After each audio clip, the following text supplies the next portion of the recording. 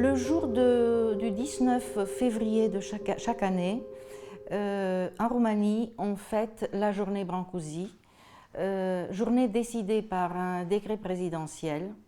Cela nous donne l'occasion à évoquer encore et encore la personnalité et la création de cette personnalité complexe et riche qui est Brancusi. On se pose la question pourquoi chaque année, qu'est-ce qu'on va dire tous les ans de Brancusi. On aura des dits et des redits, mais comme toute grande personnalité, il reste des angles qui n'ont pas été découverts, des angles il reste des aspects qui peuvent être réétudiés et réinterprétés. En ce qui me concerne, je me suis appliquée à travailler depuis bien plus de 20 ans sur Brancusi, à rechercher dans ses archives, à essayer de comprendre sa démarche, sa personnalité aussi, qui reste mystérieuse. Puisque j'ai fait et je ne suis pas la seule, à avoir fait cette constatation que la création de Brancusi est intimement liée à sa personnalité. Et donc, de mon point de vue, il faut le regarder de ces deux grands angles. D'abord, pour moi, j'ai publié au long des années des archives Brancusi, et plus récemment, j'ai pu en 2017 publier deux jolis livres dans des collections qui sont devenues des collections un peu des éditions de luxe, sur deux correspondances importantes dans la création de Brancusi et dans la vie de Brancusi. Le premier est sa correspondance entre lui et Marcel Duchamp. Donc c'est très important pour l'histoire de l'art parce que on a face à face deux artistes importants du XXe siècle, deux artistes qui ont fait une révolution dans l'art du XXe siècle. Quel est leur lien? Marcel Duchamp a ouvert la voie vers l'Amérique et vers l'Europe et vers l'art universel à Brancusi. Derrière toute cette entente de travail entre eux deux, j'ai découvert et on a découvert une véritable relation d'amitié qui est touchante entre deux artistes à caractère très différent. Une autre publication qui est venue la même année, en 2017, c'est la correspondance entre Brancusi et sa bien-aimée, la plus connue en ce moment, mais qui était méconnue à l'époque, qui s'appelait Marthe Lephertz. J'ai pu publier ce petit livre de correspondance entre Brancusi et Marthe Lephertz que j'ai intitulé Brancusi et Marthe, ou l'histoire d'amour entre Tanton et Tonton. Tanton et Tonton, c'est pour l'anecdote, Tanton c'est le diminutif de Constantin, Constantin Brancusi, et Tonton le diminutif de Marthe, Marton, Tonton. Donc on voit depuis le titre, on voit cette relation intime entre ces deux amoureux. On peut se poser la question, est-ce que je me suis occupée de sa relation intime pour l'amour de présenter l'amour de Brancusi? Non, parce qu'à chaque fois, dans toutes les relations, presque toutes les relations amoureuses que Brancusi a entretenues, à chaque fois, elles étaient liées à son travail. Derrière cet amour, parce que Brancusi est tombé amoureux de cette jeune danseuse suisse qui était de 30 ans plus jeune que lui, il avait 50 ans et elle 20. À chaque fois, il les entraînait, il a entraîné Marthe dans son travail. Ça se passe en 1926, quand Brancusi était au comble, au sommet de sa création, et lorsqu'il doit organiser l'exposition à la Brummer Gallery à New York, dont le commissaire était Marcel Duchamp, et donc Marthe, qui est embauchée par Brancusi comme sa secrétaire, s'occupe des affaires pendant son absence quand il est à New York. Un autre livre que j'ai publié très récemment, c'est un livre d'interviews que j'ai conçu depuis longtemps, mais que j'ai pu publier en août 2020 aux éditions Vremer. Quel est l'intérêt de ce livre? Et je vous le montre. Quel est l'intérêt de ce livre? Ça s'appelle « Ils ont rencontré Brancusi ». Ce sont des interviews. C'est un livre en bilingue, en français roumain, et à la fin, une partie en anglais. Ce sont des interviews que j'ai pu prendre entre les années 1992-1997, quand j'ai présenté ma thèse à Paris 1 Sorbonne, qui était au sujet du milieu artistique et culturel dans lequel s'est développé Brancusi. Donc, j'ai trouvé, ça c'est ma chance, j'ai pu trouver les dernières personnes qui ont rencontré Brancusi. L'intérêt de ce livre est justement que ce sont des documents authentiques. Ce ne sont pas des documents d'archives, ce sont des documents, des déclarations, des documents authentiques. On peut se poser la question, comment j'ai pu trouver ces personnes qui m'ont donné des interviews? Je suis partie déjà des personnes qui ont participé directement à la donation que Brancusi a faite un an avant sa mort, donc la donation de 1957. Et donc j'ai trouvé son docteur, Pascu Athanasiou, un compatriote de Brancusi. Le docteur et son épouse Irène, d'ailleurs Brancusi a été leur témoin de mariage. Pascu Athanasiou m'a parlé de toute la problématique de cette donation. Après, je me suis adressée à l'ancien directeur du Musée national d'art moderne qui était impliqué dans cette donation, qui est Bernardo Rival, et qui a été le président de mon jury de thèse, et qui m'a donné une interview. Il a été très provocateur parce qu'il m'a dit qu'il n'aimait pas Brancusi, mais en fait c'est ça qui m'intéressait. Pourquoi il n'aimait pas Brancusi? Il m'a dit finalement, c'est pas l'œuvre que je n'aimais pas, c'est l'homme, parce que l'homme était spectaculaire et qu'il voulait imposer une certaine image. D'ailleurs, dans toute l'interview, il souligne cet aspect de showman qui va être d'ailleurs évoqué, cet aspect de showman qui va être évoqué par un de ses derniers voisins de Brancusi, de l'impasse Ronsin, l'artiste américain Reginald Pollock.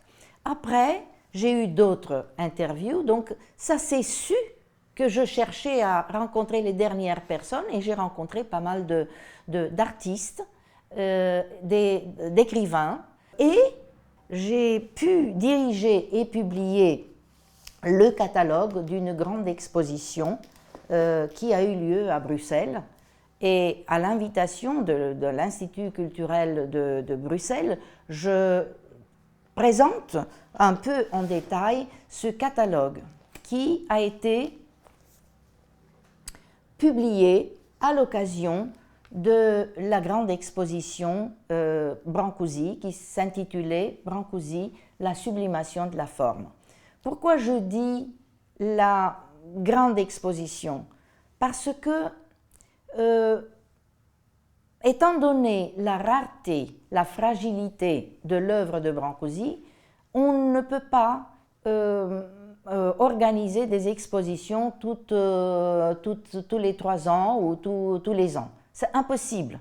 Pour Brancusi, c'est très compliqué d'organiser de grandes expositions. En 2019, à Bruxelles, on organise une grande exposition Brancusi à l'occasion de l'année de la Roumanie dans une étroite collaboration entre l'organisme Europalia soutenu par l'Institut culturel roumain.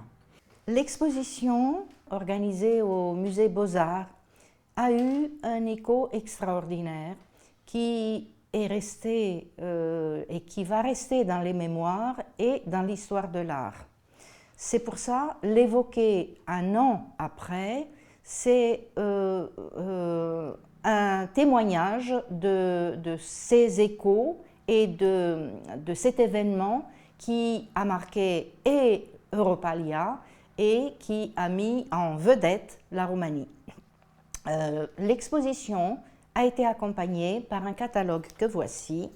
Brancusi, la sublimation de la forme, c'est exactement le titre de l'exposition. Un catalogue publié en 3 éditions en français, anglais, néerlandais. Ça dit beaucoup sur la possibilité de tout public d'appréhender, de connaître Brancusi. D'ailleurs, le catalogue a eu un succès extraordinaire. Il y a plusieurs éditions qui ont été tirées. Le catalogue a en ouverture l'introduction de 2 personnalités qui ont œuvré directement pour l'ouverture, pour l'organisation de cette exposition, et je vais les nommer. C'est Liliana Țuroiu, qui était à l'époque la présidente de l'Institut culturel et pendant le parcours, pendant l'organisation de l'exposition, a eu un rôle essentiel, et le comte Georges Jacobs de Hagen, qui est le président du conseil d'administration d'Europalia International. Donc on a bénéficié de leur appui direct. Après, le catalogue, il a une importance fondamentale pour l'exposition, puisque je l'ai conçu en séquence, d'après les séquences de l'exposition. Dans le concept, j'ai pensé à présenter d'abord la personnalité de Brancusi pour faire une introduction au public de cette personnalité qui n'est peut-être pas connue pour tout public. Par exemple, en introduction, j'ai trouvé que c'était intéressant de faire cette introduction à travers les autoportraits photographiques de Brancusi que Brancusi a réalisés justement dans l'idée de se présenter, de laisser à la postérité l'image qu'il souhaitait. Donc après cette première séquence, moi j'ai considéré que c'est important pour le public de voir la première partie de la création de Brancusi qui évoquait sa scolarité à l'école de Beaux-Arts de Bucarest, où on enseignait la sculpture, le modelage, la sculpture d'après modèle. Donc les bustes que Brancusi réalise en arrivant à Paris, ce sont des bustes qui entrent en dialogue avec les bustes que réalisait Medardo Rosso, par exemple, un artiste italien qui travaillait dans l'atelier de Rodin, et avec Rodin. Et ce moment Rodin, moi je l'ai mis en vedette dans l'exposition, puisque Brancusi a passé 4 mois dans l'atelier de Rodin, mais au bout de 4 mois, et j'évoque à chaque fois le fait qu'au bout de 4 mois, il se rend compte qu'il n'évolue pas et il décide de partir et de chercher sa propre voie. Et il est resté renommé l'aphorisme qu'il dit, la phrase qu'il dit, « À l'ombre des de grands arbres, rien ne pousse ». Or, c'est exactement ce qu'il vivait à cette époque. Dans l'exposition, nous avons mis l'accent surtout sur l'année 1907, essentielle dans la création de Brancusi, parce qu'il a décidé d'abandonner le modelage et de prendre comme méthode de travail la taille directe. Ce moment, 1907, a été marqué par l'exposition et qui est très présente dans le catalogue de deux œuvres essentielles, dont une, La sagesse de la terre, œuvre unique que Brancusi n'a jamais reproduite en bronze, et qui est très rare, en fait, c'est une rareté de l'exposer, et le premier baiser qui se trouve au musée de Craiova, qui est une réplique moderne au baiser de Rodin. À partir de ce moment-là, la décision a été prise de présenter Brancusi selon les thématiques qu'il a traitées, parce qu'on sait qu'il a travaillé des décennies entières sur des thématiques. Par exemple, les bustes d'enfants. Il part de la tête couchée d'un enfant qu'on peut identifier jusqu'à la tête du nouveau-né. C'est en fait la simplification de la forme, c'est une véritable leçon de sculpture que Brancusi propose, dans la même veine de démontrer la simplification de la forme. Brancusi réalise des têtes de femmes, dont la première, la Muse endormie, qui est emblématique, qui apparaît d'ailleurs et sur la couverture du catalogue et sur l'affiche de l'exposition. Et donc, nous montrons dans le catalogue toute la démarche qui a mené à cette simplification jusqu'à l'épuration de cette forme.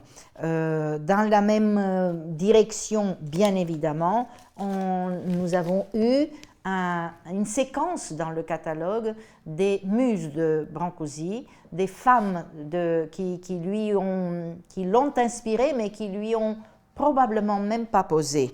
Mademoiselle Pogani, qui a été surnommée par le sculpteur, par son confrère Jean Arp, la Madone des temps modernes, est comme une effigie. Tout le monde connaît Mademoiselle Pogani. Un des thèmes essentiels dans la création de Brancusi, qui est très bien traité dans le catalogue, c'est le thème de l'oiseau dans l'espace. Le premier oiseau, c'est la maïastra. La maïastra, c'est l'oiseau ventru qui chante bien, qui se métamorphose, qui a ses dons de se métamorphoser. Le titre, du moins, vient des contes populaires qui ont bercé l'enfance de Brancusi et notre enfance, et donc il a créé cet oiseau ventru qui chante bien et qui enchante. Mais à force de simplifier la forme, Brancusi arrive à des formes aérodynamiques qu'il intitule, au fur et à mesure, il change et la forme et l'idée. Ce n'est plus l'oiseau enchanteur, c'est l'oiseau qui s'apprête à prendre son envol comme l'oiseau dans l'espace. Une séquence importante dans l'exposition et dans le catalogue, et là c'est exceptionnel, c'est la création l'évocation de l'atelier de Brancusi, qui a été l'atelier, comme tout artiste, lieu de vie et de travail, et qui est devenu, à partir des années 1940, son propre musée. Il l'a fait d'ailleurs, il a travaillé pendant des années à installer ses œuvres, et il a décidé d'ouvrir son atelier à tous ceux qui souhaitaient voir ses œuvres, sa création, comment il travaillait. Et donc nous avons évoqué dans l'atelier et ses amis prioritairement, parmi lesquels on voit Tristan Tzara, son compatriote Tristan Tzara, qui l'accueille à l'atelier avec beaucoup de bonheur, Man Ray dans un coin, Marcel Duchamp. Mais parmi ses meilleurs amis, et que nous évoquons c'est le texte de Christian Velesco qui évoque ça, c'est Erik Satie et Modigliani, qui a réalisé plusieurs portraits de Brancusi, dont celui-ci que nous avons eu le bonheur d'avoir dans l'exposition et qui est très bien reproduit dans le catalogue. Ce que je souhaite suggérer, c'est que dans ce catalogue, nous avons, même s'il y a eu un concept précis, nous avons essayé de tracer le parcours de Brancusi, le parcours de vie, le parcours de sa création.